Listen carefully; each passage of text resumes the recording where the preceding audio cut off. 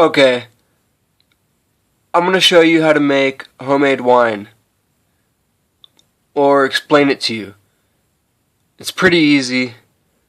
All you got to do is go to like Safeway, even the grocery outlet, possibly the Dollar Tree, anywhere where they sell juice.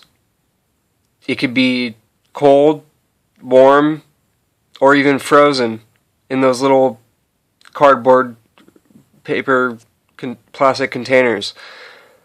So if you're using the frozen stuff from concentrate, make sure any juice you're using has no preservatives on it or in it. And then for every can of juice frozen you use, make sure you add 2 cups of water, not 3 like it recommends. And then after doing that, for I'd say about 2 cans of the frozen juice, you would use about a 1/4 cup of sugar. Just any sugar. You can use brown sugar, you can use honey if you want to make mead. You can use, molasses. You can extract your own sugar from something else. Be creative, experiment, use less, more sugar depending on what kind of alcohol content you want. This right here, I just did it obviously in a Miller High Life. And this is the frozen juice. I waited, defrost it. Add 2 cups of water per can. Get it warm. Not warm, but make sure it's not freezing cold. Just get it up to room temperature. Mix in the sugar. Add yeast. You can get this at Safeway. These 3 packets were like 99 cents or like $1.50. This one was like 99 cents on its own. It's a little bit better. Hodgson Mill and Flischl-Maschermignen, whatever.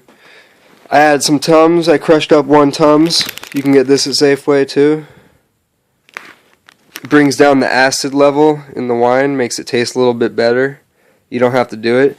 If you don't have one of these stoppers, so you mix it up, put it in there, and it's good. Put the stopper on it, shake it up. After the stopper, obviously. And that just stops the air from coming in to contaminate it and lets stuff go out. Let it ferment, the pressure. If you don't have one of those, just put it in a bottle like that. After you shake it up, twist the lid, you'll hear the air come out. And then when you do, let go.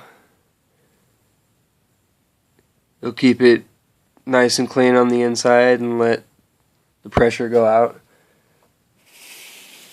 If for some reason you lost the cap, you can even put a plastic bag with a rubber band and just poke a few holes on the top.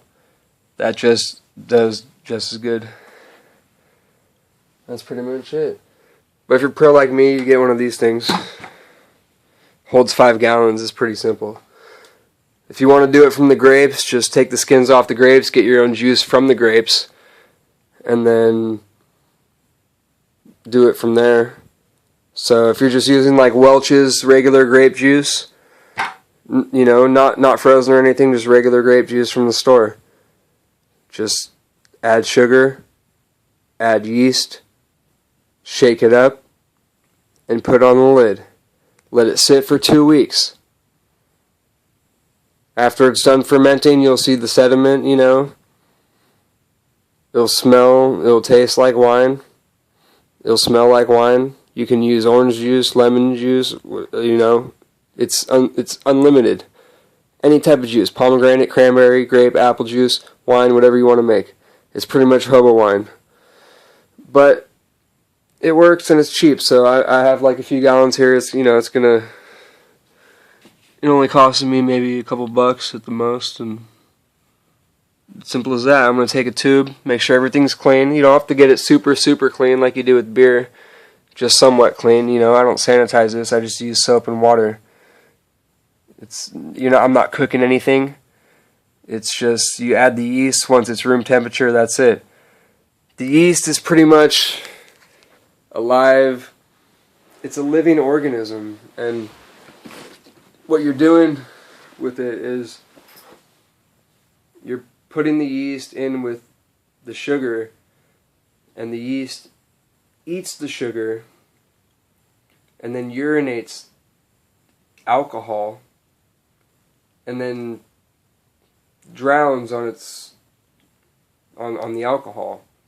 So pretty much the yeast is eating the sugar, pissing out alcohol, and drowning in its own piss. And then we drink it and enjoy it.